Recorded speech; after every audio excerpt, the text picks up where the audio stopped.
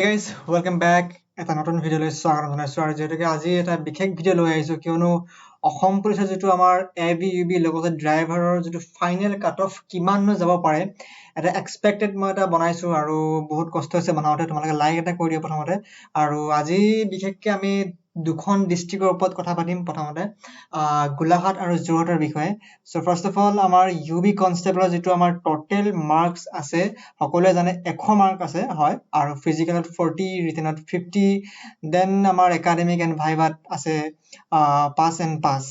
so guys first of all আমি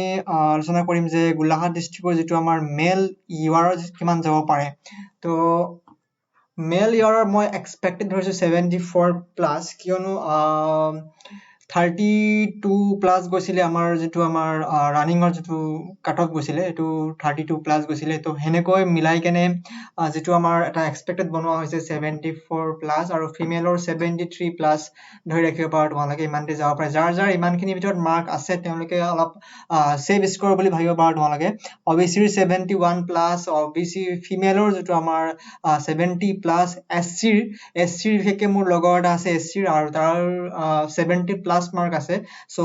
এসসিৰ 70 plus ধৰি ৰাখিব পাৰা মই যেটো অলপ বেছিকে ধৰিছো মই কিয়নো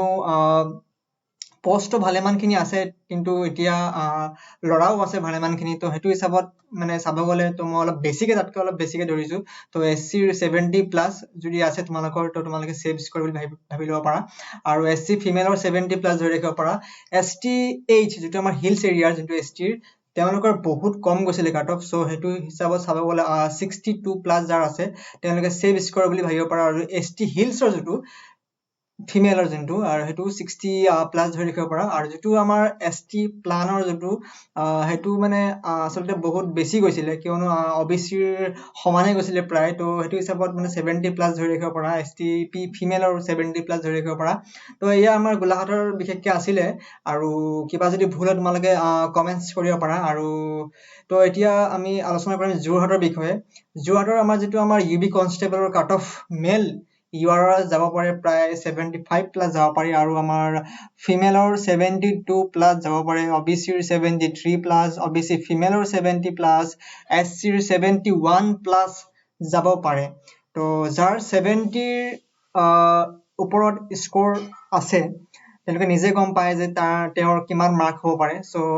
70 প্লাস থাকে তোমালোকে সেভ স্কোৰ বুলি ভাবিব পাৰা আৰু এসসি ফিমেলৰ 69 প্লাস এসটি হিলছৰ যেটো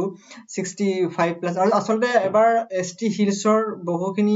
কম গৈছে কাট অফ বাট হেতু হিচাপত এসটি প্লানৰ বহুত বেছি গৈছে কাট অফ সো সেই কাৰণে এসটি প্লান সকল যদি তোমালোকে মাৰ্কস ভাল পাই থৈছা তেতিয়া তোমালোকে ভাবিব পাৰা 70 প্লাস যদি বেছি আছে তেতিয়া তোমালোকে চাকৰিটো কনফাৰ্ম হৈ যাব যদি 70 কম আছে তেতিয়া তোমালোকে অকমান খেলিমেলিটা হ'ব পাৰে তো সেই কাৰণে যাৰ 70 প্লাস আছে তেওঁলোকৰ কোনো টেনচন ল'ব দৰকাৰ নাই পাবই চাকৰি এবাৰ আৰু এসটিপি ফিমেলৰ দেখিবলৈ পাইছে যোৰহাট ডিস্ট্ৰিক্টৰ 70 প্লাস এসটিপি ফিমেলৰ 70 প্লাস সো এইখিনি আছিল আমাৰ ইউবি কনষ্টেবলৰ দুখন ডিস্ট্ৰিক্টৰ কাট অফ মই এটা প্ৰেডিক্টেবল বনাইছো তো আই হোপ বহুখিনি ভুল হৈছে তো তোমালোকে প্লিজ হেতু ক্ষমা কৰি দিবা লগতে কমেন্টস এটা কৰি দিবা কৰ পৰা চাই আছা আৰু এতিয়া আমি আলোচনা কৰিম এবি কনষ্টেবলৰ এটি ইউবি কনষ্টেবল আছিল এতিয়া আমি এবি কনষ্টেবল যেটো আমাৰ ফিজিকেলত 60 মাৰ্কস আছিল তো তোমালোকে সকলোৱে জানা 60 মাৰ্কস সো এটো এটা খুবেই টাফ হৈছিল আমাৰ কিয়নো গোলাঘাট ডিস্ট্ৰিক্টৰ বেছিকৈ টাফ হৈছিল কিয়নো 200 মিটাৰ ট্ৰেকত বহুখিনি মাৰ্ক উঠোৱা বহুত কঠিন হৈ পৰিছে কিন্তু এতিয়া বৰখনৰ কাহিনী আহিছিল তো সেই কাৰণে এতিয়া গোলাঘাট ডিস্ট্ৰিক্টৰ যেটো মেল ইউআৰ 92 মাৰ্কস not percentage marksত মই কৈ আছো কিয়নো পাৰ্চেন্টেজত কবলৈ গলে বহুত বেছি হৈ যায় তো এতিয়া মাৰ্কসত কৈ আছে 92 তো 52 মান গৈছিলে আমাৰ জেনেৰেলৰ 52 নহয় বেছি গৈছিলে তাতকে অবিসিৰ গৈছিলে 52 গৈছিলে 51.99 গৈছিলে অবিসিৰ তো হেতু সব চাব গলে যদি 52 হয় তো এনেকৈ এটা ৰিটেনৰ মাৰ্কস এটা ধৰা হৈছে 35 মান ধৰা হৈছে মাৰ্কসটো তো হেনেকৈ মিলাই কেনে এটা কাট অফ বনোৱা হৈছে 92 প্লাস আমাৰ এবি কনষ্টেবলৰ আৰু ফিমেলৰ 72 প্লাস আৰু অবিসিৰ 90 প্লাস কাৰণ অবিসি জেনাৰেল এণ্ড এসটিপি প্ৰায় সমান গৈছে তো প্ৰায় সমান গৈছে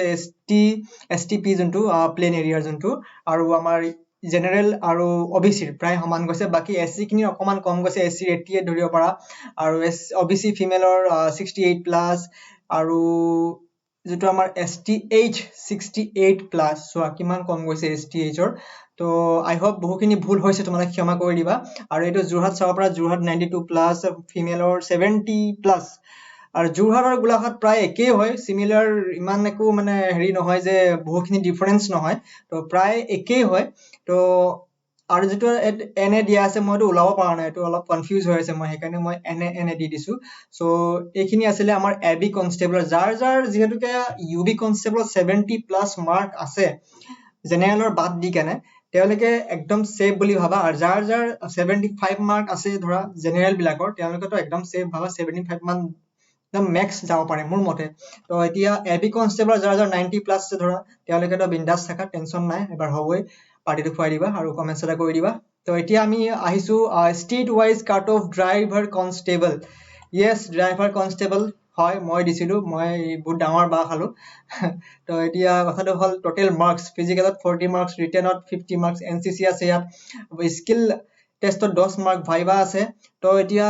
কথাটো হল Assam state wise cut off যায় ইয়াত আৰু যাৰ ইউআৰ ক্যাটাগৰী যোনটো আমাৰ 73 প্লাস ধৰিছো মই কাৰণ 58 গৈছিলে OBCৰ যেটো আমাৰ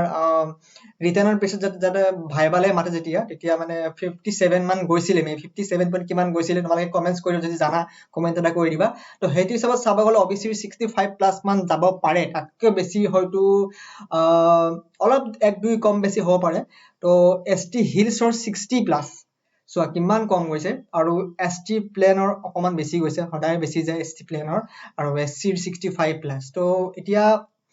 কথাটো হল যে আমাৰ ড্ৰাইভাৰ কনস্টেবল 651 পোষ্ট আছিলে কিছুমানৰ এতিয়া কথাটো হল এতিয়া ধৰা যাৰ ইউবি কনস্টেবল নাম আহিছে তাৰ এবি কনস্টেবল নাম আহিছে তাৰ ড্ৰাইভাৰটো নাম আছে তিনটা নাম আহিছে এটা এজন লৰা তিনটা পোষ্ট খাই আছে তো এবাৰ আমাৰ যেটো আমাৰ সিস্টেম বনোৱা হৈছে যে এবাৰ এজন লৰাই এটা চাকৰি পাব যেটো চাকৰি হয়তো যাৰ এটা ইউবি নাম আহিছে কিন্তু তাৰ এবি মাৰ্কসও বনি আছে ড্ৰাইভাৰ কাট অফত তাৰ মাৰ্কস বনি আছে তো হেই ড্ৰাইভাৰ আৰু এবি যেটো হেতু বেলেগ লৰাই পাব পাৰে তো হেতু এবাৰ সিস্টেম আছে বুলি কৈছে কিন্তু ইটালৈকে আমি গম নাপাও যে কিমান কি হয় কাৰণ এবাৰ যেখানে বহুখিনি অলপ খেলিমেলিও দেখি পাইছো তো ইমানখিনি কাট অফ হাই গুছি গল ইমান পোষ্ট থাকোতে কিমানখিনি পোষ্ট হাই মানে কাট অফ হাই গুছি গল তো এটো পুৰা আনবিলিভেবল হৈ গল তো এতিয়া আমি হেখিনি চাই লাভ নাই যাৰ মাৰ্কস মই যি কলো যে যাৰ মাৰ্কস সেভ স্কোৰ আছা তো তোমালোকে টেনচন নলবা বিন্দাস থাকা এবাৰ চাকৰি হবে আৰু লাষ্টত আমি এটা কথাই কম যে thank you guys for your love and support and please subscribe and like কৰি দিবা তোমালোকে আৰু ভিডিওটো একদমে নাপাহৰিবা শেয়াৰ কৰিবলৈ তোমালোকৰ বন্ধু বান্ধৱীলৈ আৰু এটো আছিল জুৰহাট আৰু গোলাঘাট ডিস্ট্ৰিক্টৰ সো মোক খুবে কমেন্ট কৰি আছে লগতে মোৰ লগৰ কিটা কৈছে তোমালোকে এটা কিবা এটা কাট অফ ভিডিও বনোৱা তো সেইকাৰণে মই ট্ৰাই কৰিলো যে অলপমান কষ্ট কৰি কেনে কাট অফ এটা বনাবলৈ যে predictable cut off not confirm এটা মই নিজে বহুখিনি ৰিসাৰ্চ কৰি কেনে বনাইছো হয়তো বহুখিনি ভুল হ'ব পাৰে তোমালোকে ক্ষমা কৰি দিবা লগতে আজিলে ইমানটি আৰু লাইক এণ্ড সাবস্ক্ৰাইব কৰি দিবা লগতে শেয়াৰ কৰি দিবা প্লিজ শেয়াৰ কৰি দিবা তো হেয়া আছিলে যাৰ সেভ স্কোৰ আছে কাৰ কিমান মাৰ্কস আছে প্লিজ কমেন্টছ কৰিবা তো আজিলে বাই গাইজ ধন্যবাদ জয় অসম বাই বাই